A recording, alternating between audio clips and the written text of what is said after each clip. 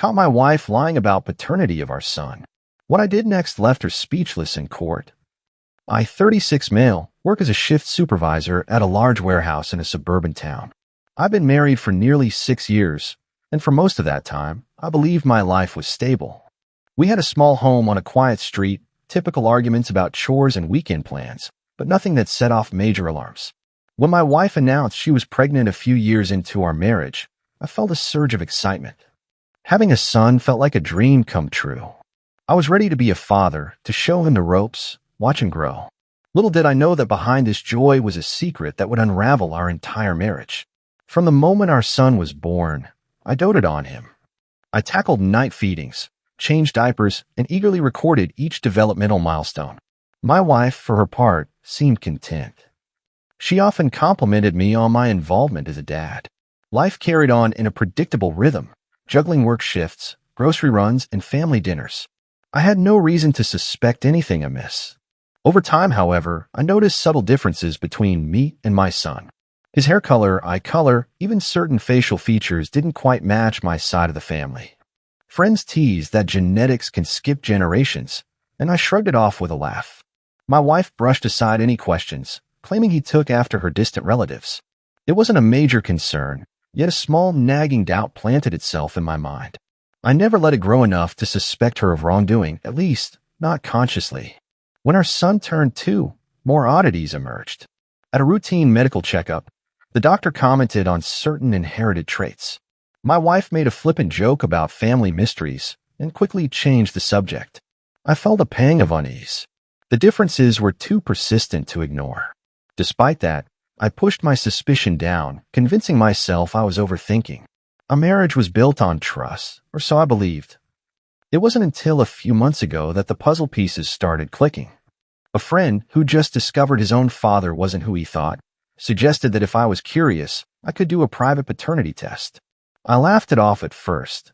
My wife and I had no reason to doubt each other.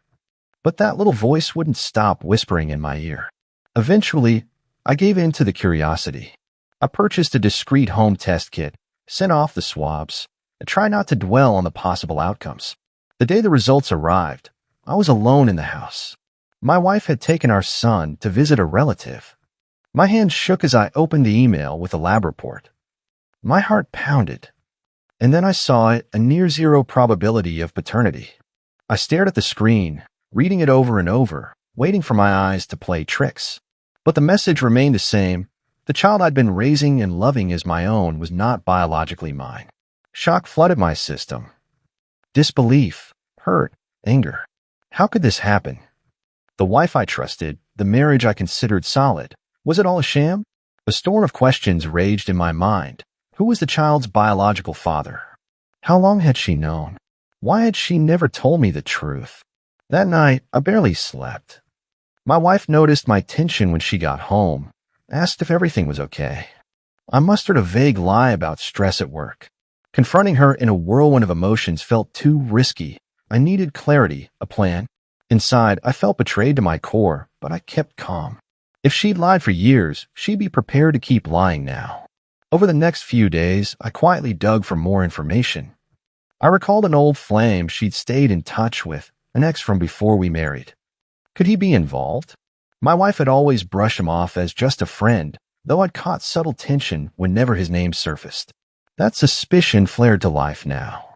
If she'd had an ongoing connection with him, maybe that explained the child's unexplainable traits.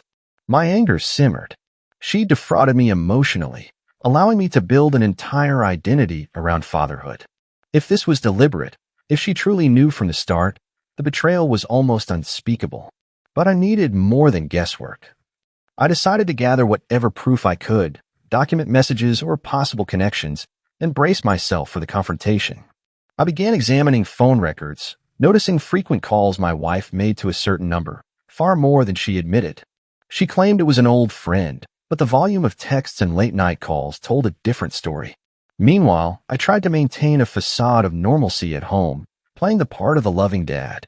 Every time my son laughed or hugged me, I felt a new pang of hurt. He was innocent in all this, but my view of our relationship felt shaken. Was it all built on a lie? One night, I mustered the courage to ask my wife about that old friend. She stiffened, giving evasive answers. My suspicions hardened. I pressed further, hinting that I might contact him directly. That's when she got defensive, claiming I was paranoid, that I needed to trust her. The intensity of her reaction only confirmed my worst fears. I realized this was bigger than a casual old friend. She was hiding something profound. Not wanting a blow-up without being fully prepared, I backed off. In the following days, I set up a meeting with an attorney discreetly. I brought the paternity test results and explained the situation. The attorney was sympathetic and explained that in many states, if I challenged paternity after years of acknowledging the child as mine, it might get legally complex. Child support obligations, timelines, and laws can vary. But they also assured me that if I had proof of her deception, it could influence a divorce settlement and custody arrangements.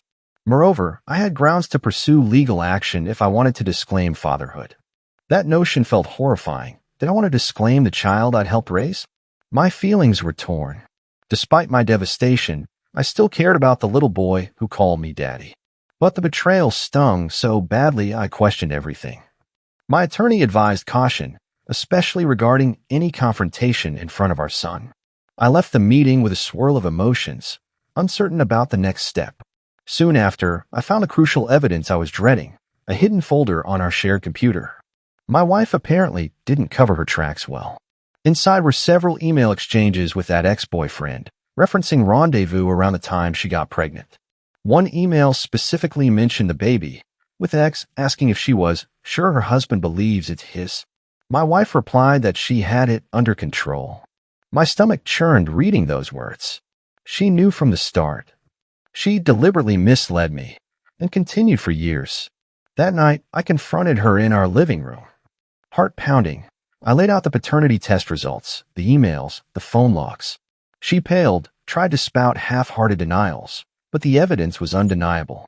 Finally, her shoulders slumped, and she admitted that yes, she suspected from day one the child wasn't mine. She insisted it was a mistake, that she tried to do the right thing by giving the baby a stable family. Her justifications felt twisted and self-serving. I asked if the ex knew he was the real father. She mumbled that they had an on and off understanding, but she never pushed him to step up as a dad. My rage flared. She said, it was easier this way. You're a better provider. He doesn't want the responsibility. I realized I'd been deceived not just for love, but for financial security. My wife had essentially used me as a meal ticket. I told her point blank that I was leaving, that we'd likely divorce. She broke down in tears, wailing that I shouldn't abandon our son. My emotions were ripped in half. On one hand, I loved the boy who believed me to be his father. On the other, I felt like my wife had built our entire family life on a con. If she wanted to guilt-trip me into staying, she'd have to face the fact that her own deceit had triggered this. The weeks that followed were agonizing. I began sleeping in the guest room, refusing to play along with her charade of a normal marriage. My attorney outlined possible legal avenues. I could file for divorce on grounds of fraud, potentially disclaim paternity if I acted swiftly.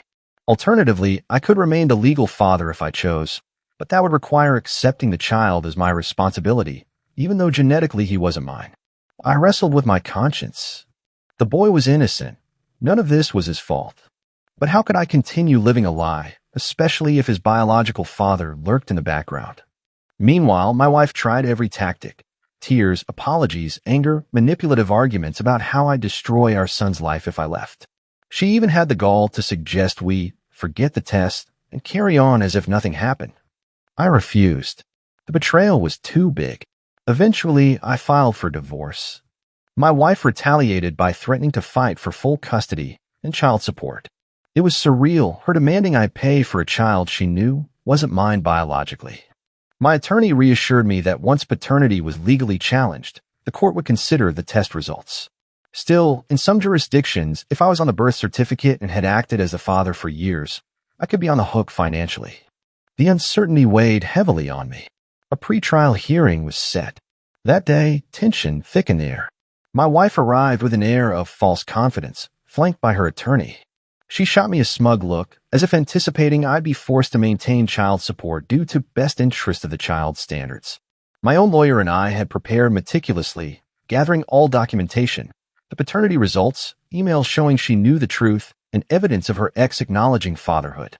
We intended to prove not just that I wasn't the biological father, but that she had committed paternity fraud by intentionally deceiving me. During the hearing, her attorney argued that I was the only father the child had ever known, that severing that bond would harm him. I felt a pang of guilt. I genuinely cared for the boy, and the last thing I wanted was to hurt him. But my wife's manipulations left me no choice. My lawyer then produced the email chain showing her ex asking about the baby. It explicitly mentioned the timeline of their affair around conception. My wife went rigid in her seat. The judge's gaze narrowed as he reviewed these exhibits. The hush in the courtroom was palpable. When it was my turn to speak, I kept it concise. I explained how I'd learned the truth through a private paternity test, how I confronted her with that evidence, and how she admitted she'd known all along. I admitted I cared deeply for the child, but I could not continue a relationship founded on deceit.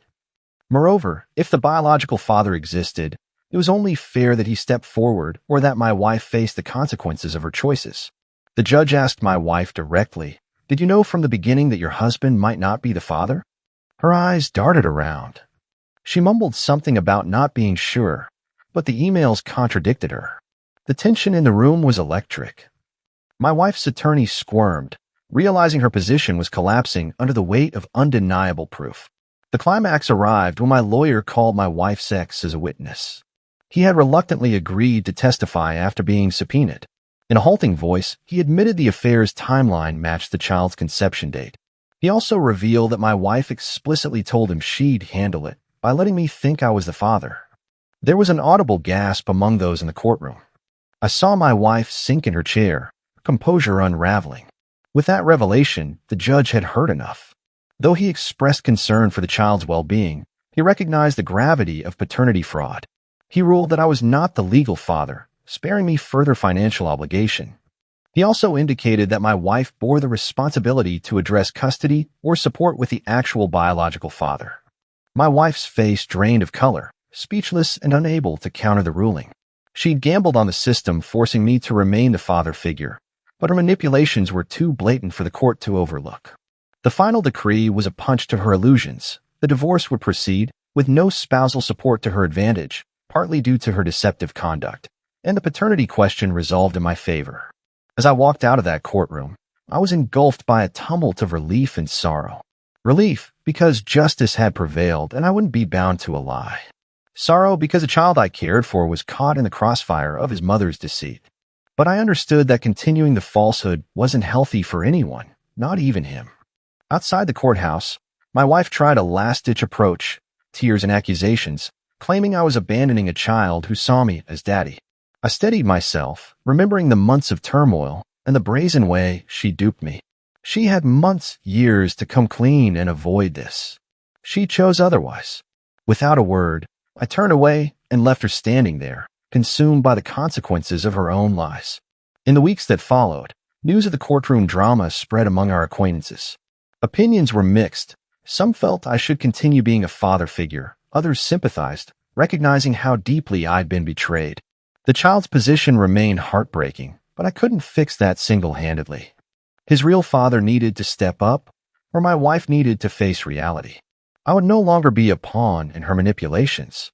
Legally freed from the paternity burden, I focused on rebuilding my life. My home felt lonely without the boy's laughter, yet living under a lie would have been a heavier burden. I found a therapist who helped me process the emotional fallout, particularly the guilt over stepping away from a child I once believed was mine. But I came to accept that forging a healthy future required me to step out of the tangled web my wife had spun. Looking back, I see a painful lesson in all this.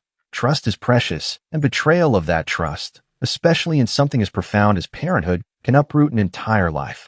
My wife's sense of entitlement, her willingness to deceive me for security, and her attempts to manipulate the legal system ultimately backfired. In the end, the judge's ruling left her speechless, and me with a bittersweet kind of vindication. Now, I focus on my own healing. The divorce is well underway, the division of assets being settled. Every day, I let go of bitterness a little more. The memory of fatherhood, though based on a lie, still taught me compassion and responsibility. I'll carry that forward, even if the boy is no longer in my daily life. Sometimes doing the right thing means walking away from a toxic situation, no matter how heartbreaking it may be. She lost her gamble. I regained my freedom. And while the entire ordeal was devastating, it also cleared the path for a future built on truth, wherever that truth may lead.